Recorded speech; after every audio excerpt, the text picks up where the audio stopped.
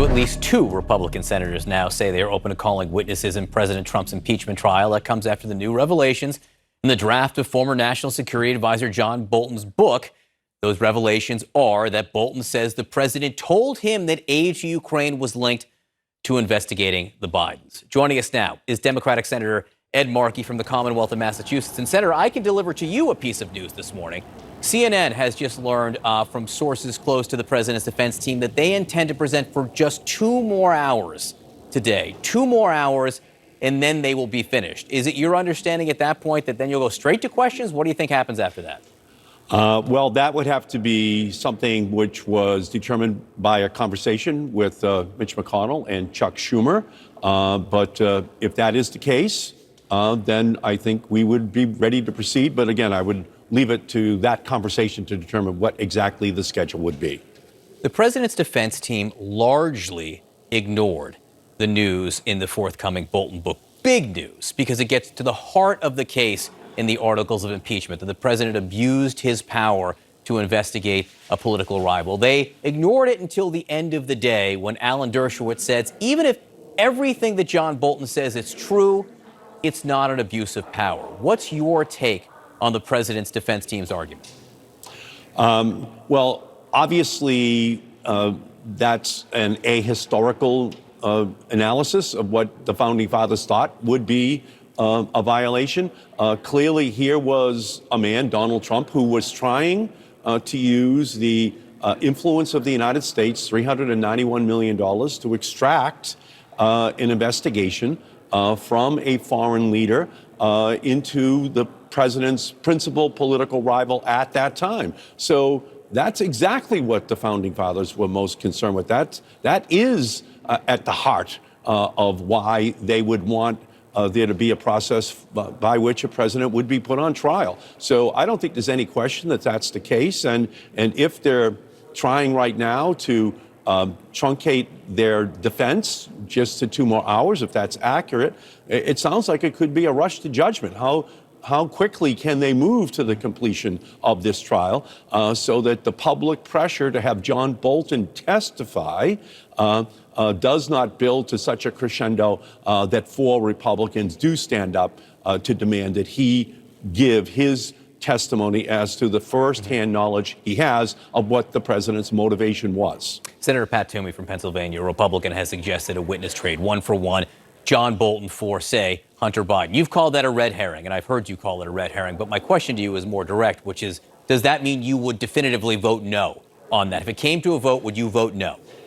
Well, first of all, there is no relevant information which Hunter Biden has about this case. He doesn't know what John Bolton said to the president, or vice versa. Same thing is true for Mick Mulvaney or for Pompeo or the Defense Department or OMB officials. He doesn't have any firsthand information. And that's the key question. Relevancy is what a trial is all about in terms of what evidence is allowed to be put before the jury. That is, in this case, the Senate. So there would be no relevancy whatsoever. Now, I would accept if the Chief Justice was given the authority to make the relevancy determination, and that would be something that would be clearly within his province. But to just get into some kind of political trading, discussion with the Republicans, that would just be an effort to politicize this whole process,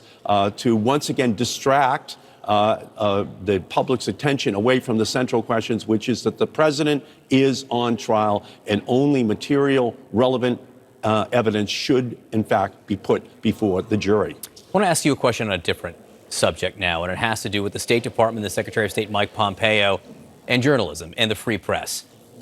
We understand that the State Department has removed an NPR reporter from the upcoming trip that includes a visit to Ukraine. This is after the Secretary of State berated NPR anchor Mary Louise Kelly for asking very pertinent questions, not just about Iran, but also about Ukraine. What does this look like to you? Well, this to me just looks like a continuation of what President Trump does at his rallies, where he points out the journalists in the back of the room.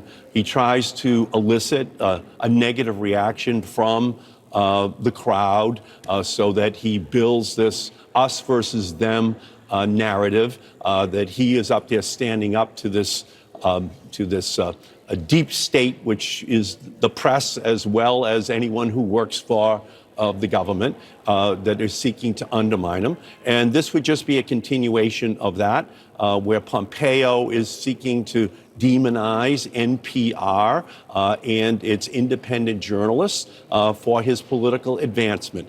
That's how I would interpret it.